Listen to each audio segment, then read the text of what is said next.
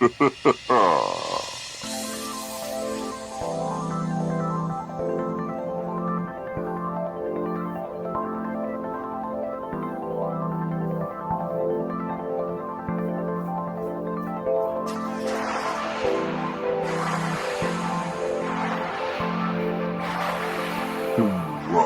4 TV.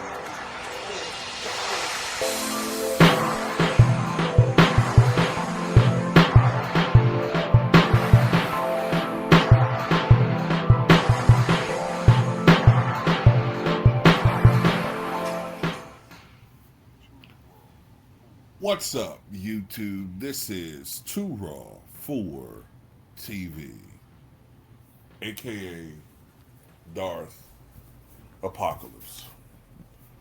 All right, so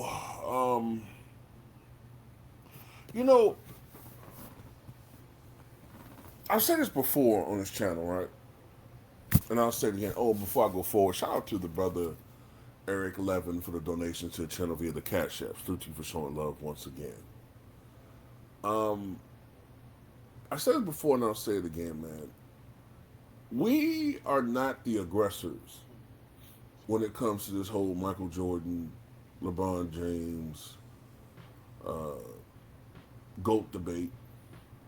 I'm going to throw Kobe in there too because, it's all sour grapes from their side and they're trying to diminish the legacies of both. And when you have to consistently try to downgrade other players to uplift one guy, then he is truly no king. Because we never had to do that with Michael Jordan. Never. We never had to do that. It was just the accomplishments. But they know that he has so many flaws. And they know that despite the accumulation of numbers, they know that when it comes to winning, he falls short. They know that when it comes to skill set, he falls short. When it comes to performing at your absolute best, when it matters on a consistent basis, he falls short. So they have to use so many whataboutisms and what ifs and if that hadn't and this hadn't and if this had occurred. It's just it's annoying, man. To the point where when you hear some of these guys talk, some of these LeBron grifters, you start rolling your eyes because you're like, you know where this is going to go, and it just becomes annoying. And they say, well, why can't we have an honest conversation? But you guys aren't trying to do that. You keep trying to find these gotcha moments, and we've heard this bullshit so many different times. Maybe it's me. Maybe because I've been on here for so long, but it's like you're not coming with anything that we haven't heard before, that we've disputed hundreds of times over. I mean, come on, man. But I don't know. Here this guy go, man. Jordan fans, if you've had a debate with a LeBron fan in the last 5 to 10 years, then you probably have seen this graphic. Now, why is John Havlicek even being brought up in this debate? Why is he in the GOAT conversation? Well, the thing is that he's not. This is your logic. 6-0, perfect in the finals. It's all about winning. Winning is the only thing that matters. So that's why John Havlicek gets brought into the fold, because he's 8-0 in the finals. So that forces you to bring up this graphic. MJ fans will argue, yeah, although he has 2 more rings and he's still perfect in the finals, his individual stats aren't as good as Jordan's. So this is why Jordan is better. But what happens if we take the same criteria and use it to make our case? So if 2 less rings are okay as long as you have better stats and accolades and achievements, LeBron has more stats, accolades, and achievements than any other player in the history of the NBA. And they say, nah, it's not about stats, it's about winning. And then you'll hear the people that say, you don't understand. It's everything. So LeBron has 2 less rings, more stats and accolades than anyone else in history. That is everything. But this is why the conversation continues. And it's never going to end as long as you don't want to have an honest conversation in good faith.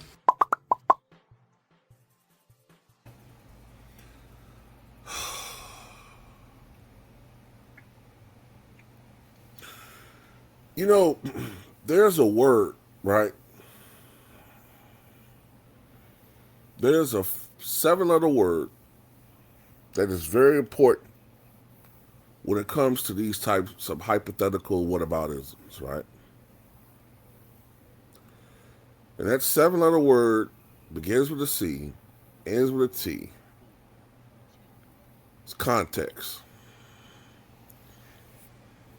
Now, before people say, oh, we just using that as an excuse, okay, let me throw this back at any LeBron fans watching this video. What would you say if I say John Havlicek is better than LeBron because he has 8 rings and LeBron has 4? What would you say then? You would bring up stats, and you would probably bring up the fact that John Havlicek was never really considered at any point in his career the best player in the game. And you bring up other things because all of these things matter.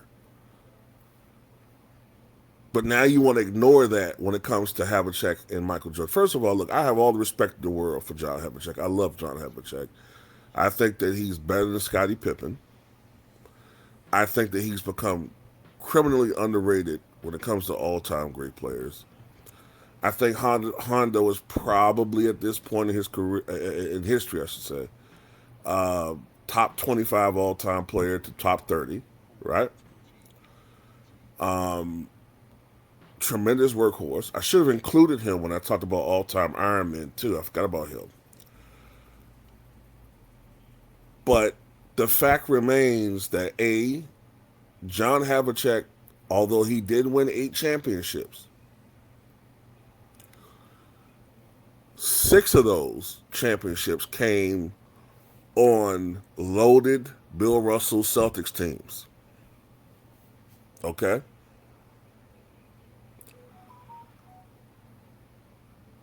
And of those 6 championships he won on those loaded Celtics teams, I want to say 3 of those rings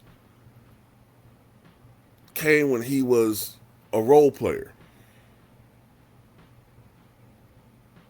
A role player. Come on the bench. You know, like there, Robert Horry. Now, he gradually became, as he worked on this game and got better as a basketball player, became a starter, and became a star. A borderline superstar, I would say. No, I would say superstar by the 70s.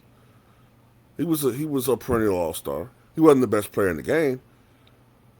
But let's not forget that prior to 1966, there were only 9 teams in the NBA. And then after 66, in 66, 67, I think there were 10 when they added the Chicago Bulls. So it's not like in the modern era when Jordan was playing when there was 23, 25, 29 teams, or even LeBron when there's 30 teams. So the context matters, okay? Even after Bill Russell retired and Sam Jones retired and moved to the 70s, the 2 additional championships that he won, he was only Finals MVP on one of those. And that's 74. 76, it was JoJo White. So if JoJo White is winning MVP awards, Finals MVP awards over you, how could you be, and no knock to the late JoJo White, but he's not a top 50 all-time player. So if JoJo White is winning Finals MVPs over you, how could you be in the GOAT conversation? Michael Jordan was the best player on all 6 NBA final championship teams. Context matters.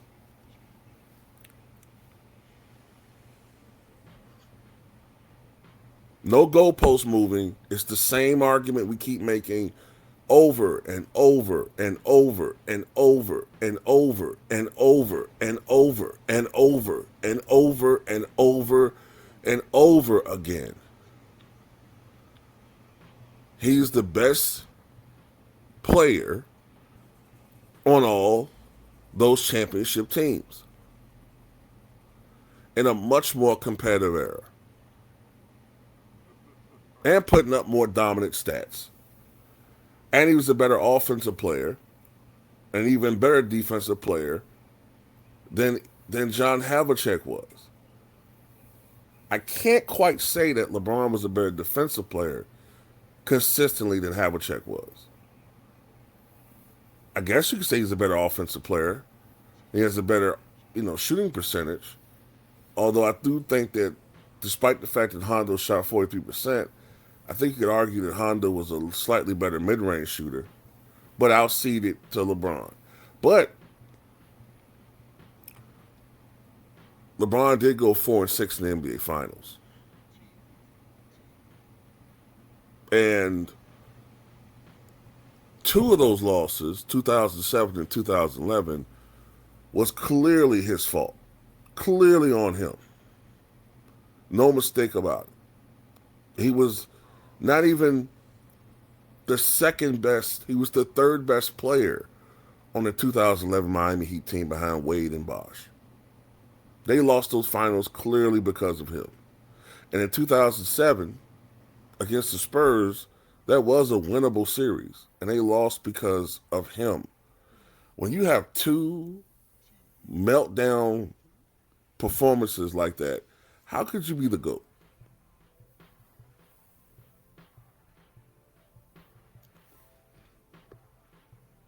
You can't.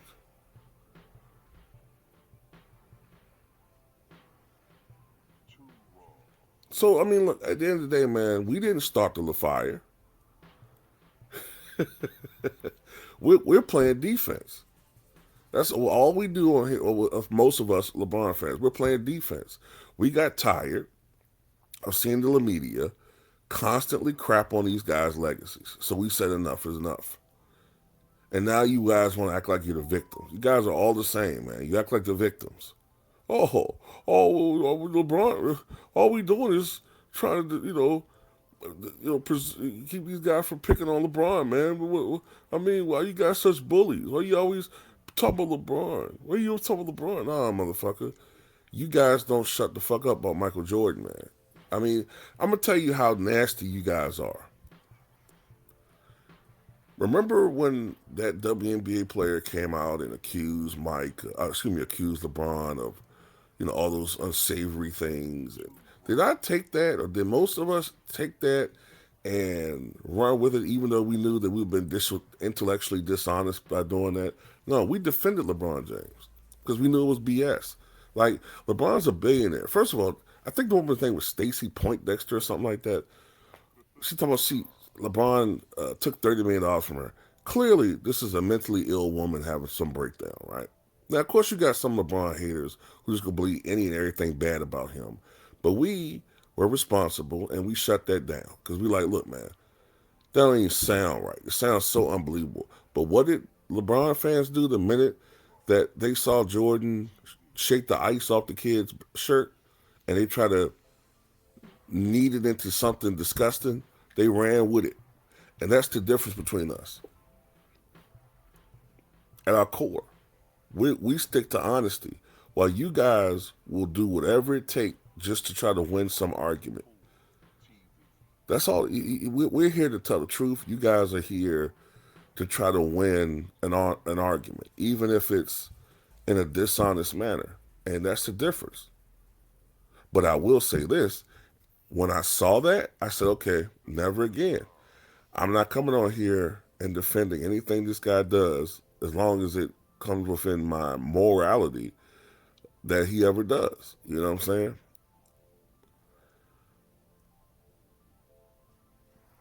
But please stop moving the goalposts. Okay. John Havlicek is not in the GOAT conversation. He's not as good as Michael Jordan. LeBron is better than John Havlicek, but he's not better than Michael Jordan. Okay?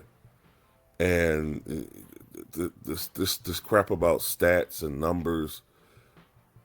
Look, man.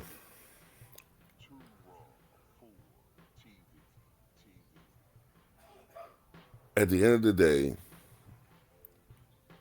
LeBron can come with the Sixers team and win another championship, right? He could. I mean, it's possible. I doubt it. But more than likely he's going to be at best the fourth best player on that team.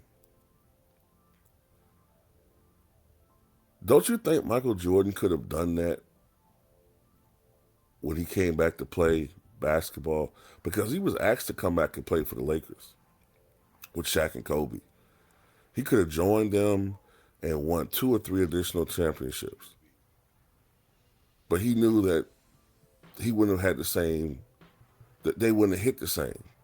Yeah, he would have won 2, or 3 role player titles, but he wanted to get his the ski mask way. And that's just the difference. Havlicek, I don't want to put it like this, but he hit the lottery playing for a Celtics team that had multiple Hall of Famers. LeBron, unless he has the deck stacked to Dagwood sandwich levels, fails. He has to have minimum 2 other All-Stars on his team to have a chance at winning. Mike, maybe Scotty. Couple years Scotty wasn't an All-Star. He was the only All-Star on the team. That's the difference, man. But anyway, that's all I got to say about him. Tell me what you guys think.